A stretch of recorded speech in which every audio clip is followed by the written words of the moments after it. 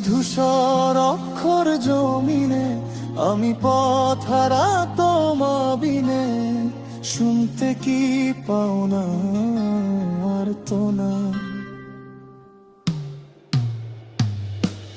ঈশ্বর কি তোমার আমার মিলন লিখতে পারতো না? ঈশ্বর কি তোমার আমার মিলন লিখতে পারতো না?